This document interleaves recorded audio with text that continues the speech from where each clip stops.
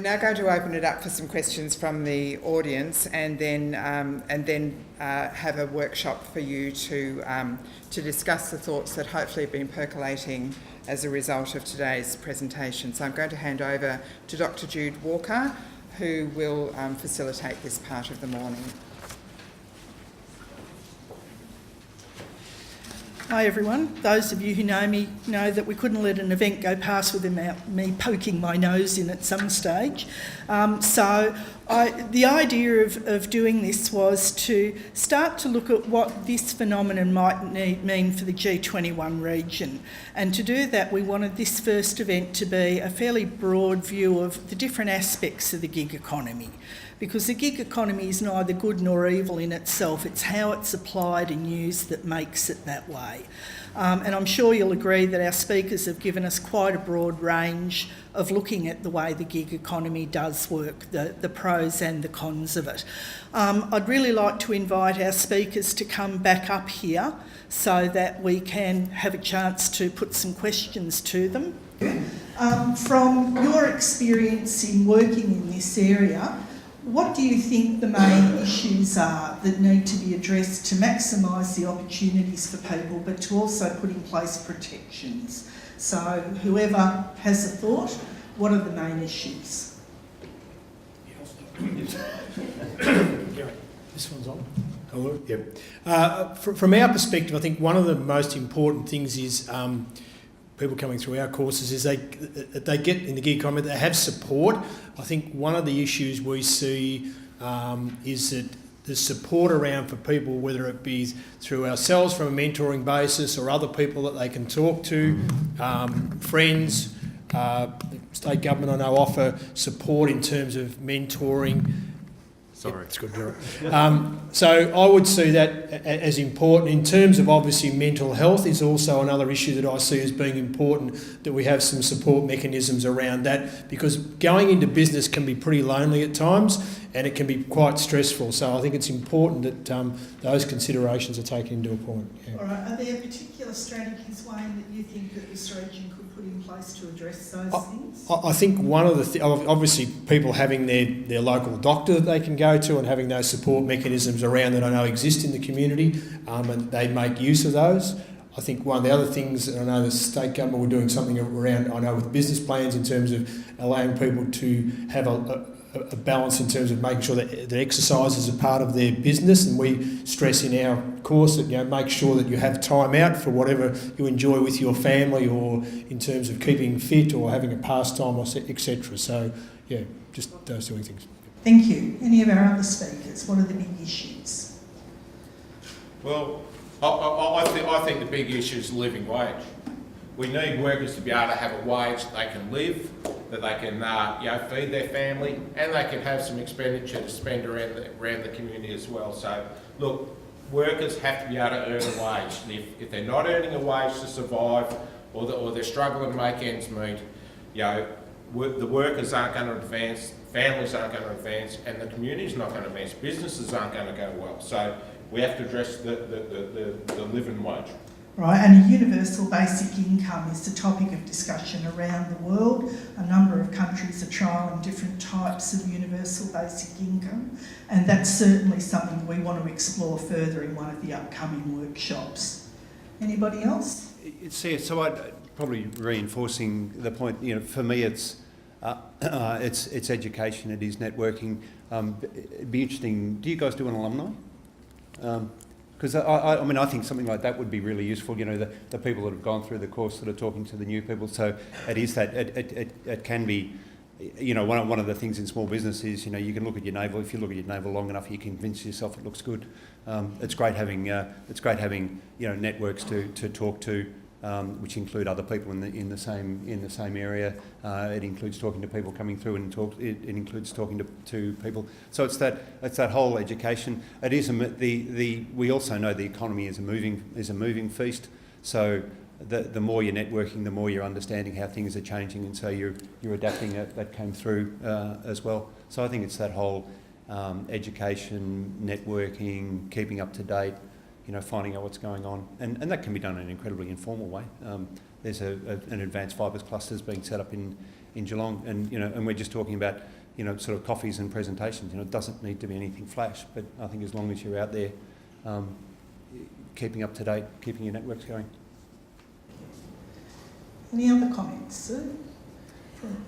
Well, I think the other one, as I pointed it out, and it's probably not necessarily just a Geelong thing, is that whole issue of banks and government and everything, understanding that you can't necessarily give a definitive estimate of an income for a year or a 6-month period because you just don't know what it's going to be. So whether there is opportunities for rethinking how those sorts of organisations determine and work with people in the so-called gig economy probably needs to be thought through.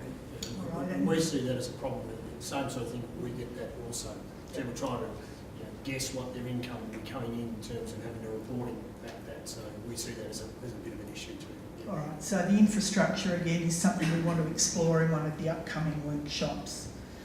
Naomi, were there any last comments from you? Yeah, I just wanted to thank Colin for his presentation. There seems, in the gig economy, there seems to be a huge difference between... Sorry, can I get you?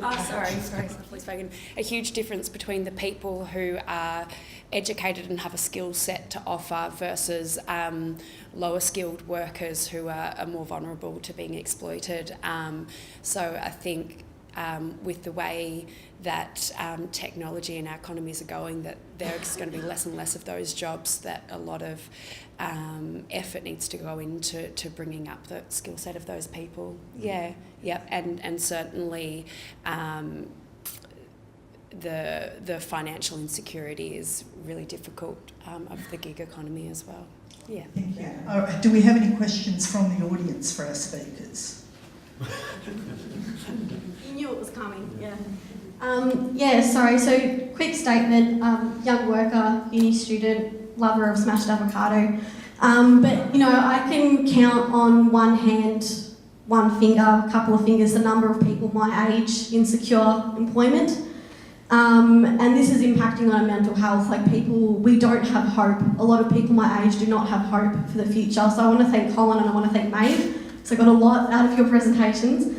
So I guess my question is, how do we change it? What are we going to do? What are young workers going to do to improve the future? Because I don't think, I'm sorry to disagree, but I don't think a lot of young people see it as exciting and innovating and creative as what's being put forward. So what are we going to do? And Maeve, I found your comment on highly educated white-collar workers taking gig work in traditional blue-collar sectors really interesting. I don't know if you want to elaborate on that a bit more. Thank you. So that was a study by the one that you just mentioned. Was a study by Professor Juliet Shaw at Boston College. And it was, that was her finding. It was only a small sample of people that she interviewed. It was 43 people, but her finding was that it was mostly higher educated, highly qualified people that were using these digital gig economy platforms and doing jobs like cleaning and like manual stuff and, basic sort of tasks for people as a sort of thing on the side. And her concern was that that was potentially sort of crowding out the opportunities for people that were not so qualified to earn money on those platforms. So it'll be interesting to see whether as these gig ways of working become more common, whether that becomes an issue, that of the economic inequality. Thank you. If I could get you to say your name and where you're from Can as I well. just address Sarah's part of her question? You asked what young workers can do, and I think that's a very important question about what young people and young workers can do. It's also what we can all do to help young workers. Join the union. If you've got kids in your family, encourage them to join their union. to build their power in the workplace, to make sure they get a fair go. But it's not just the workplace, it's in society as well. So if you want a better life for your children, financially or socially, join the union. Sorry, I've had to No, that's fine. Thanks, Colin. Sandy. Thank you. My concern really comes from how are we preparing kids to actually move into this economy. The year 12 kids coming out next year, the 13 and 14-year-olds, like what are our educational systems actually doing to help kids to learn how to self-regulate? And for me, that's something that's terribly important in terms of being able to manage our health and well-being, to be able to make good choices. Am I overextending? How many hours do I overextend? When am I becoming stressed? What kind of decisions do I make? How effective am I? What's my productivity levels?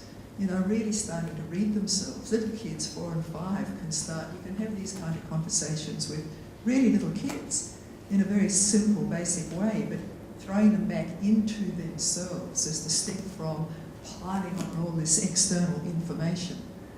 And for me, that's a major issue, is the impact of living in a world where we're overstimulated from the external world and we're just desensitised, is my experience. And when that happens, we just don't know how to read what's going on within at an enormous cost. And there's been also, in my experience, but maybe it's my listening because I'm no spring chicken, but the conversation is around young people. But I really, there's a huge and growing demographic out there in the over 50s where work is extremely difficult to get, and many of these people are highly qualified. And I don't hear a lot of conversation about really supporting those people to come into this kind of economy, given the kind of lifestyles they've had, and particularly that, they are highly experienced, and yet they've had to step in and out of the workforce. There's been an impact on their superannuation, and by the time you get to that age group, it's like, you're going to outlive your savings. So they're just areas that came out of today's conversation, which I think is exciting, but I really am concerned about our ability to learn to self-regulate, to be able to make good choices, let alone what those choices might be. Thank you. Did anyone want to comment? Could I start off on that? So look, I completely agree. My background's engineering, and we came out knowing a lot about engineering, and really when when I'm self-employed. When I started in the gig economy, I had no idea of sort of accounting, finance, human relations, industrial relations, and all the rest of it. And I think, and certainly from our experience, is if you've got someone that's keen, you can teach them the skills. So we don't need to be jamming whatever the skill set is down their throat. I agree with you. We need to be giving this far broader education. What does a good diet look like? What does good exercise look like? What does financial balance look like? What does work-life balance look like? All those sorts of things. And okay, we still need the numeracy and literacy and all the rest of it, but we don't need to sort of do it. I think, excuse me, at the high level that a lot of the universities and even some of the schools are demanding. And I think a restructure there would be incredibly beneficial for the sort of reasons you're talking about, because then the graduates that are come out have got all of these better, broader life skills. So I think it's a great observation. Thanks, Ross. We do have some representatives here from the education sector. Would anyone from that group like to make comment? I'm getting fit doing this. Thanks, Jude. Glenn Davey, Geelong High School principal. Look, I noticed that education certainly gets a significant mention in all of this, and what are schools doing about that? And I think schools are in a conflicted position in some respects. It's an expectation from the government that we teach certain information, prepare students for VCE, and they have to have a particular skill set and set of knowledge to complete that. But we also recognise that in the new economy, they're going to need problem-solving skills, inquiry-based skills. They need to be creative, entrepreneurial, and so forth. So we're certainly looking very closely at how we as teachers can build those skills and build that skill set in students. We also recognise that we want them to be good citizens. So we're building wellbeing skills, growth mindsets, identifying what character strengths students will bring to whatever job it is that they're going into. I think the most important thing for us is that they stay at school, that they complete Year 12, and that they build that range of skills that are versatile and will enable them to be adaptive and attack the problems in a positive way into the future. Thank you. I'm Denise Hook and I'm from the Labors Hill College. We have a small re-engagement program in Colac called Turning Point, and one of the things that I hear over and over, we have had 89 students go through that. Some of those students have been out for 3 to 4 years and have decided to return to education, but it's that sense of no hope, no future. And that's what we wanted to really turn around. So I came today with the hope of hearing exactly what I've heard, that is really reinforcing what we need to do in schools. The second point I wanted to make is yesterday an email was sent out to us from the Careers Education Association of Victoria. The Andrews government are doing a review of career education in schools, in government schools, and I think we've got the most amazing opportunity to feed that review in to the work that you're doing with the gig economy. So I think the gig economy really needs to have a voice, and certainly through the Career Education Association of Victoria. Thanks, Denise. That's a great idea. I'm sure somebody will be taking a note of that up the back here as I run on my little short legs. Simon French, the Geelong Employment Facilitator. I've just got a question, probably more for May than anyone else. Interested in just kind of understanding what people mean when they talk about the gig economy a little bit better, and perhaps helping to define it a bit more, because when you read different articles about it, people do it on different definitions, which can make it tricky to compare statistics that you read about. And one of the things I think about as I think about it is the extent to which we're talking about doing the same things we've done for a long time, but doing them in new ways. Because of course, as people have all said, part-time work and occasional work has been around forever. And so there's certainly changes in the way those things are happening. But I'm interested to understand the extent to which that change is being realised into the statistics. I'll get to a question in a second. So one of the things I look at, and I'm interested to know what you think about this, Maeve, is the data on that you would think, well, I would have thought would have changed, doesn't seem to be showing any significant movement around things like people holding multiple jobs, and particularly independent contractors, which seems to be steady at about 9%. And typically, I would have thought that we would have seen more people. It's about 1 million people in Australia, and it's a similar percentage in the US, I understand, and it's not really changing that significantly. And I'm wondering why that might be. If you've got any thoughts on that.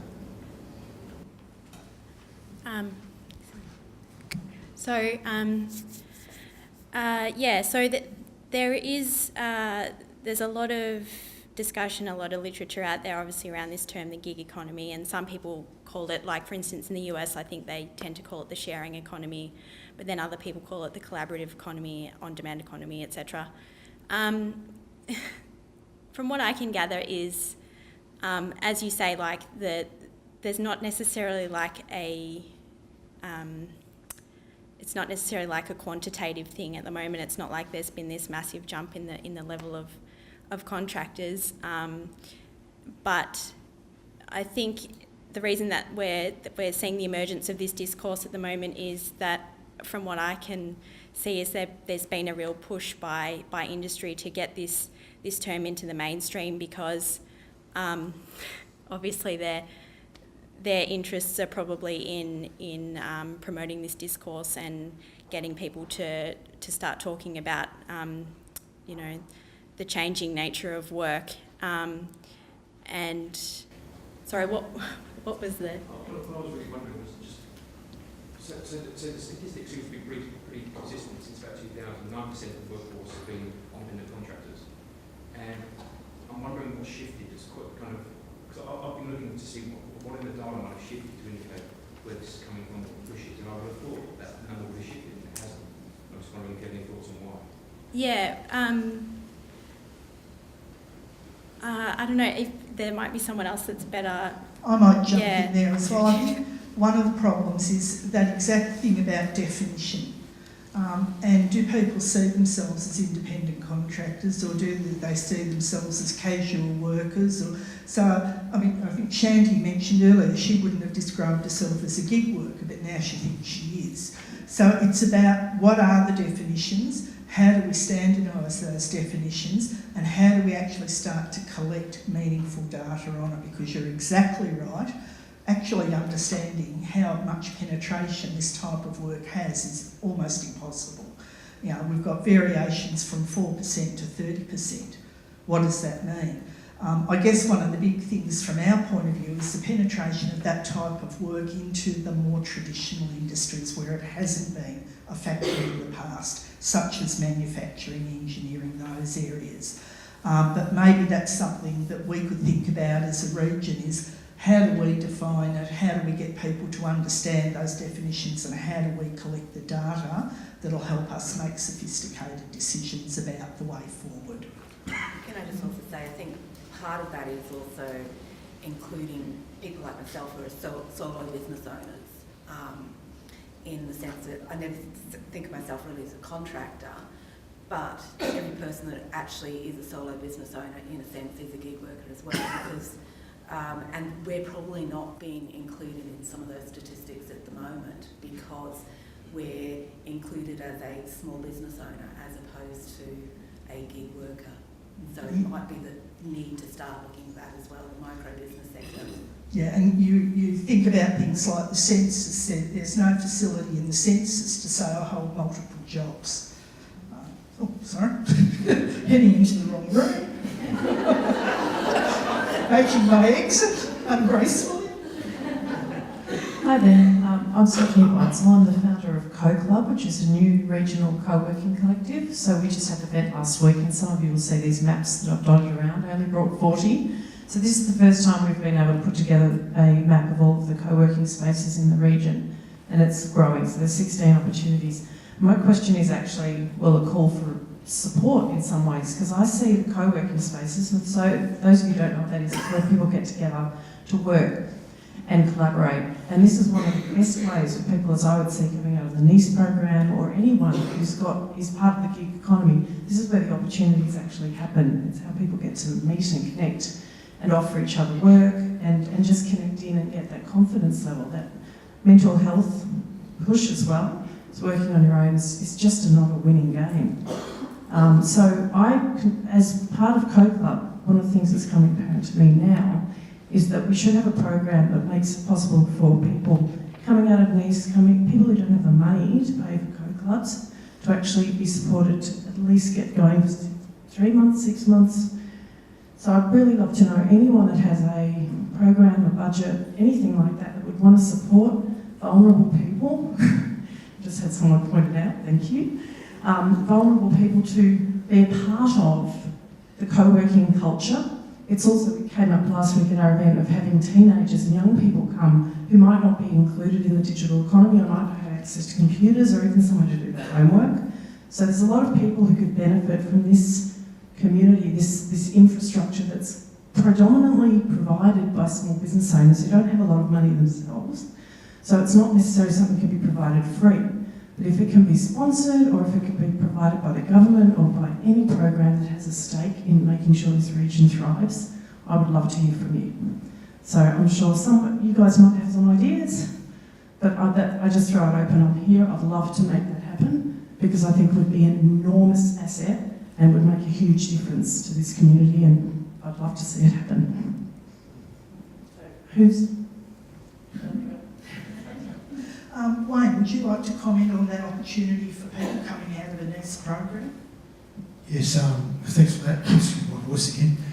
I think it's a great opportunity. I think Geelong's, I was recently in Launceston in Tasmania, we did some work over there recently, and there's a couple of co-working spaces that are working really well over there in terms of people are able to walk in, have facilities, Wi-Fi, talk to people in terms of mentoring, etc. And it seems to be a really vibrant thing that's happening over in Tasmania. So I know that there's been a lot of work done around Geelong, around Makerspace and Creative Geelong, and there's other groups like in GMAP that I know, GMAP a plug, all the players that's been mapped. So that's really important in terms of bringing people together, because there seems to be a lot of things happening. It's a matter of linking them up together so that we have a sort of a momentum going along. So from our perspective, yes, the more people that get involved in these sort of things to get that support, all the better, rather than just working on their own. So, yep. Thank you. Any other comments from the panel? No, I've got somebody over here.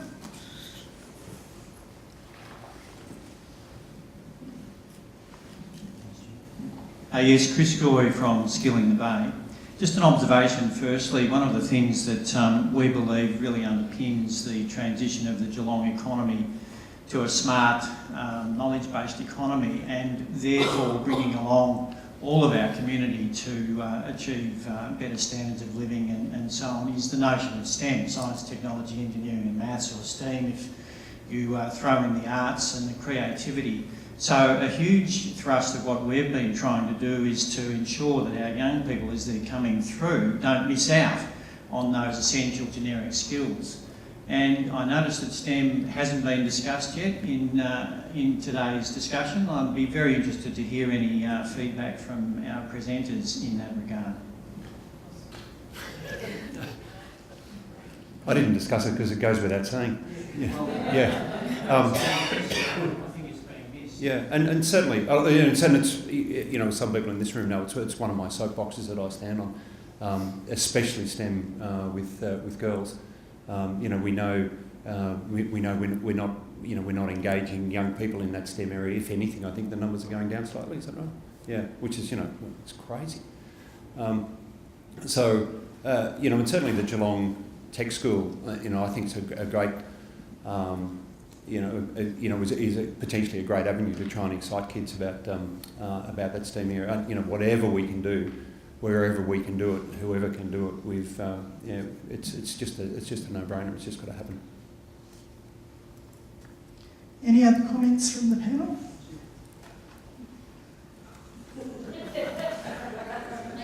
Any one of those scooters, I've decided. I can play havoc with the whole room then. Thank you. My name's Raylene, I'm from the Gordon, but I'm actually asking this question as a mum, I guess, following on from what Ross was just saying. How do you keep that enthusiasm in those STEM subjects as your girls grow up? So I've got a 10-year-old girl who was absolutely mad for Lego, and it was the only methodical thing she did, to be honest. Everything else was all over the place, but when she had Lego in front of her, she was highly methodical. Now she's grown out of that. So what do we do to keep girls and boys engaged in STEM as they grow up? Oh, yeah, what a great question. So I've my daughter's 28. She's an engineer, and you look at most of her cohort. The girls that are engineers, either their mum was an engineer, their dad was an engineer. They knew someone somewhere in the space. And if you then drill one, but it's not a genetic thing. If you then drill one step further, we were with our daughters and we were with all our kids. So we weren't gender specific. Doing stuff with the kids. Now, my daughter's the greatest shopper under the sun and all the rest. So she's, there's all of those sort of traditional things, but yeah, she's just got a real understanding because she's been exposed to it. There's been, obviously in our household, there's been no barriers. So it's, I suppose in a way, I've just always assumed that anyone I deal with, boys or girls, they can just do it. And of course, if you assume that, of course, that they fill the gap and it happens, and they become engaged and they become passionate. It's that whole thing of engagement. And I think the other one of the reasons I like the new Geelong Tech School is they're actually taking that STEM. Let's keep the arts out of it. The STEM. Sorry, it's a bit of an in-joke. It's taking that stuff, and and the kids in this school are actually going to be making stuff, and we're going to be testing things, and and a whole lot of great employers in Geelong have contributed a whole lot of really good projects that that are going to turn that classroom into something. And I think I'm a hands-on engineer, so I'm probably a bit biased, but I think we've got to do that. We've also got to do that connection as well. Can I just say, one of my clients, who also happens to be my husband, is in the technology area, and one of the things we've looked at is we take it beyond STEM, we've taken it to STEAMed, because I think you've also got to get design separate to art as well. And I think in terms of the education system, we need to stop looking at it as either a child is a creative or a child is a scientific. I think it needs to be that you can have them go side by side, and you can develop skills in both areas. And I think that's going to be more important as we go along, because people are not going to just be needing to do the practical development of a bridge, but that bridge also needs to have an aesthetic look to it as well. So we need to start, the education system needs to start understanding that students don't necessarily have to go down a scientific path or a creative path. It can be done together, and that's happening more and more so, and digitalisation is making sure that's happening. As a mum, I've got a 13-year-old boy. He loves coding, but we'd think, is coding technical or is it creative? And I see it as actually being a bit of both. We've got to start thinking a little bit more along those lines.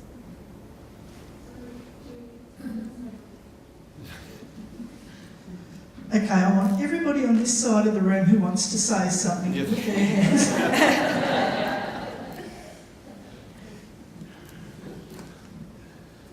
Hi, my name is Lisa Hanlon from the Gordon. Just in response to Raylene's comment and question, there was something on a speaker from the CDAA, which is the Careers Development Association of Australia, on Radio National yesterday, and she was talking about that exact thing.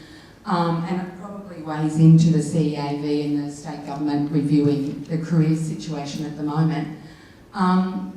She was talking about career gendered influences from a very young age, and how role modelling is so important to create those new ways of thinking for young people, especially in primary school. And for someone young to think, I can do that by talking to and seeing what others are doing in stereotypically sort of non-gendered pathways. So I think role models are really, really important, and any networks with STEM or any areas that provide that can be greatly influential. Just to follow up on that, one of the things that I'm really passionate about is part of that role model thing is industry, and I think in industry, and one of the reasons I'm here, I'm passionate about it, is one of the things I think industry do really badly. Is that sort of thing. We've got to get kids, into our places, doing things, interacting with people, and all the rest of it. And part of the broader thing is actually getting. Industry are very quick to criticise, but at the same time they're doing bugger all about it. So I think we've got to, as a community, we've got to do some serious speeding up of industry. The Geelong Tech School's got, and it's the same, it seems to be the same group of employers every time. We've got to get, we've got to, sort of go and beat up some people and get them involved. And, and if they want decent, and it doesn't matter whether they're gig workers or permanent employees, You know, we as industry have got to be out there dealing with the education people, dealing with kids, dealing with parents, inspiring people, and then, you know, if you give them those role models, then they'll come. Andrew Palmer from the Gordon. Thank you to the panel for providing a real breadth of information and understanding about the economy, whether as you were saying, gig workers or other types of employees or business owners. One of the things that I wondered whether you might like to comment on, there's been discussion about education, and it's been focused on schools and TAFEs and universities. What about the people, particularly young people who are disengaged? Geelong has a significant problem with intergenerational unemployment in a particular couple of patches, I suppose, who aren't engaged in education, who don't have role models to look up to. They need to be brought along as well, whether it's gig economy or other forms of employment. We've been talking about things about resilience and access to education, access to resources. These kids don't have that. They don't even know where to begin to get that. Any thoughts on what we can do to bring those parts of our community with us? Look, it's a tough question, and for those difficulties, it has to start somewhere. So it has to start with employment to start with, whatever that employment is. You know, we've got a situation now that, you know, we're importing labour into this country. We're importing it. We've got 17.5% unemployment, you know, just down the road here of young people. You know, so it has to start somewhere with employment. I'm a butcher by trade. I didn't naturally become a union secretary. You know, I couldn't read and write when I left school. I learnt this stuff. I learnt this stuff at work. I learned it through the union movement, and I learned it through my passion for health and safety. So it has to be the start. You have to give people an opportunity to start wherever that is. Thanks, Colin. I'm aware our panel's been standing for a very long time, so I've got two more people who've expressed an interest in speaking, and then I might take that one more question who wants me to run all the way over there. But I'm doing this side of the room first. Thanks, Jude. Scott Brown, multi-gig worker for 35 years, 6 months new into Geelong, and one of my most important gigs is as a board member here with the Land for My Sins. I just wanted to share an observation which I think I was moved to do so on the basis of the young person in the front row sharing her concerns in terms of the future going forward from school in terms of the gig economy. I've been involved in a number of asked under my gig hats to help facilitate and set up programs within some secondary schools within Melbourne, Sydney and other parts of Australia, which are schools' attempts to try and facilitate or create learning in areas of transferable skills rather than the core technical subjects that the curriculums as they are now sit. And in being involved in those, I've become aware of the constraints and the squeeze that a lot of the secondary schools have to deal with. In other words, their desire to provide perhaps access for their students to these skill sets which can assist them in negotiating what we're talking about today about the gig economy, transferable skills, an idea of their own personal brand, the capacity to engage and navigate across different sectors, thinking of themselves as a small business, as it were. But the trouble with, or the challenges that a lot of those secondary schools have, is that they have to comply with government standards and regulations requiring outcomes of curriculum delivery.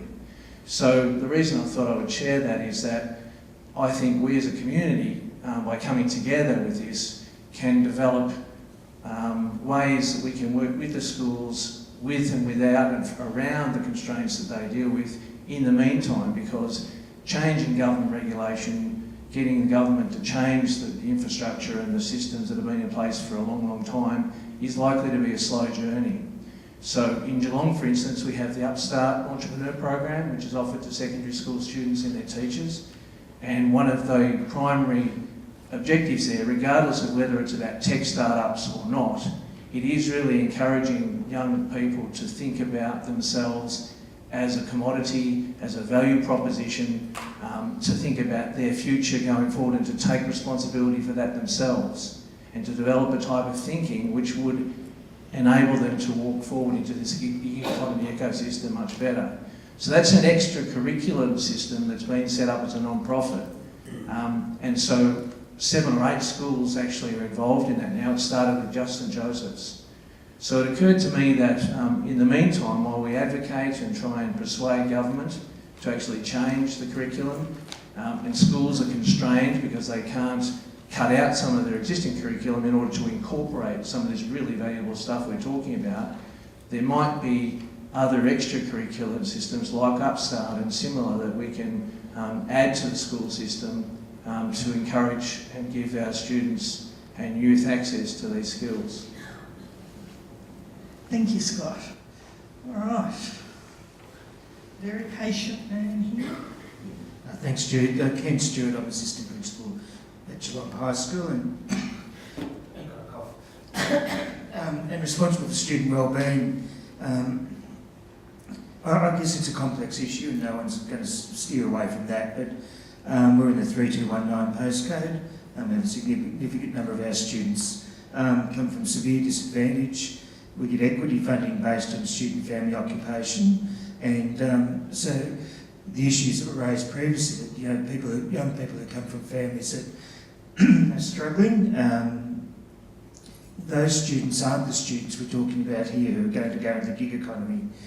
All the people we've been talking about going into the gig economy are highly skilled. They have pretty specialised skills, sought after skills, and not all young people have those. And we talk about the gig economy. I wonder, in many ways, that's about deregulation, which has just been rampant in Australia. We see banks now doing whatever they like. The labour market's been largely deregulated. That's really about profit. It's not about looking after people and making things good for people. That's about marginalising a whole section of society. And it would seem that we talk about Geelong and the economy of Geelong. The most important thing we should be talking about is Geelong society and the Geelong community and how we look after each other. And those who are advantaged, which is probably the majority of us in this room, really need to be stepping up and supporting those young people, whether it's in the mentoring roles and not just sitting back and letting them disappear. The wage rates in Australia we know are massively disproportionate. We've got a number of people earning significant income, and then we've got a lot of people earning no income at all and well below poverty lines. And even the people involved in the gig economy, if you're low skilled, driving an Uber or involved in Airtasker, then you're earning below poverty line wages for that as well. So I think we really need to be very careful about, and I know some of the stuff I'm saying, people probably think, well, you sort of need to get with the times, and there's certainly a bit of a push for that as well. If you don't go along with it, you're seen as a bit of a Luddite, and perhaps you shouldn't be challenging it. So I guess for all of us, at the end of the day, we all live in this community.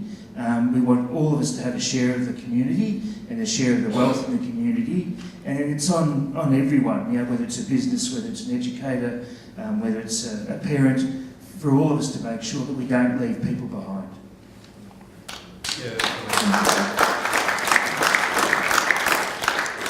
I'm sorry to be hogging the microphone. To me that was fantastic. And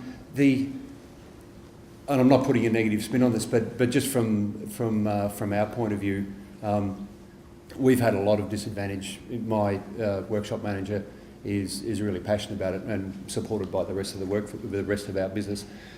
So we've had a lot of disadvantaged people come through, and the outcomes suggest that we haven't done it that well. We've had a ward of the state come through. He ended up robbing us 5 times after that, and literally left his name on the smoko door. We've had other people sort of deliberately sort of sabotage jobs We've had, the best scenario is they just don't turn up, and we've got plenty of those. So, and there was a question before. We need to wrap our brains around. We've done this with the absolute very best of intentions, and we've had some successes, but these successes are incredibly minuscule compared with the total number, the cost to do it, the anguish and grief that it then causes our staff. The guy that robbed us, and he didn't, it wasn't once or twice.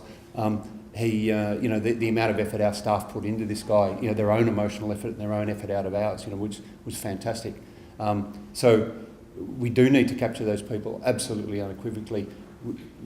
I'm just not sure that we've got the necessary tools in place at the minute to do it, and it's something that we all need to grapple with. Because certainly just a school doing it or a business doing it or an individual doing it, it's not going to work. It needs to be that whole sort of village effort, for want of a better word. Thanks, Ross. I've been captured and forced to hand the microphone over for 5 seconds. Your promises. Yes.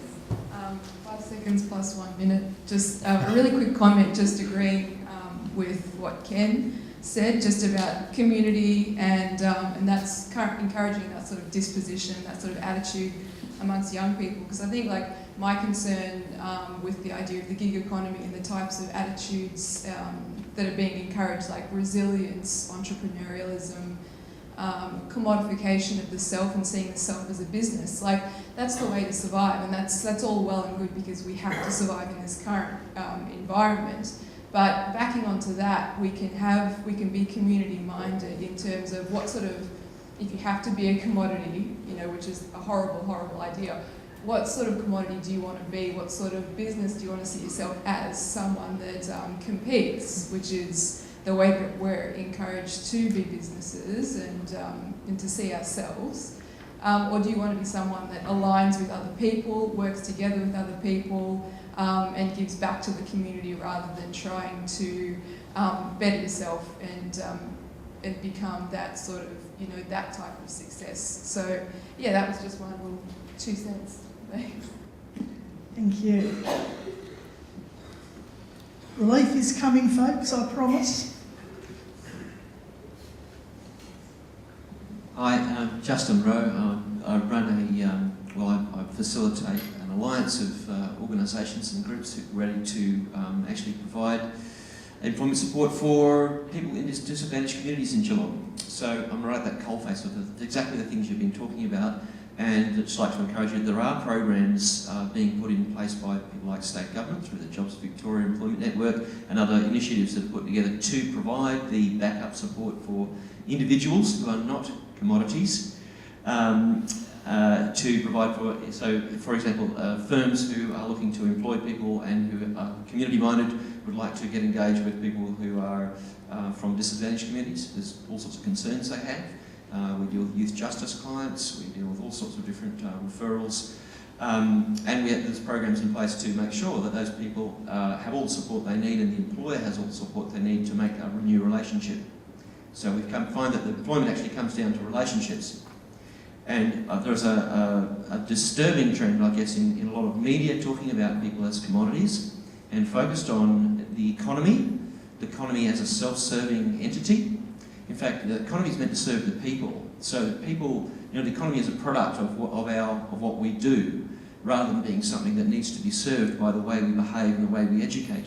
So I'd like to encourage employers and business people who see themselves as part of the gig economy. I've been an entrepreneur and a gig economist most of my life, with the exception of just very recent years. And I know it's very difficult. You do have to have a very specific skill set. And there is, we're talking about 9% of the population being in that gig economy. That means there's 91% that are not. There are 91%, and I think we do need to recognise some people's desire to be part of a gig economy, to operate independently and have that, they've often found that as a means to survive the fact that the other type of work isn't there. So I think we do as a community need to push back as well in the right places and in the right way. If you're not able to adapt to being a gig economist, or if your young people are not ready to make that transition, or if our redundant manufacturing workers are not ready to make that transition, we as a community need to push back against that with our employers, build those relationships between the community and the businesses that are part of that community, and support those people, particularly in disadvantaged areas, to make that connection. So I'd really encourage everyone to participate in those things. There are a lot of out there. I've got a pocket full of cards here if you, if you want some connections. And I just thank the speakers. Speakers have been excellent, and particularly the points from our union representatives. I think that's a really valid thing. The conditions we all enjoy, and that primarily our culture enjoys here, have been hard fought and won with blood, sweat and tears over many years, and we mustn't let that go, or we will all become commodities of multinational corporations. We'll have no say in how we operate. So thank you all. Okay, so before I let the panel go to find a seat, I'd like to bring this full circle and back to the young lady who started all of this. It's her fault. Just to make a comment on her thoughts on what we've been talking about. Thank you. I'm a social work student, so thank you for raising the question around NEETs, as they're being called, young people not engaged in employment or education. That's my passion. I think your comments are so fantastic. That leadership is really needed in schools. I just want to give a plug for the social work sector. There are youth engagement programs all over our city that are doing a lot of hard work to engage young people, like the Fort, Grovedale Community Hub, any community house. I don't know if there's anyone here today representing those sectors, but absolutely we need to be working with these programs and seeing how we can use what's already there to engage young people in employment and education. And thank you for your comments up the back as well.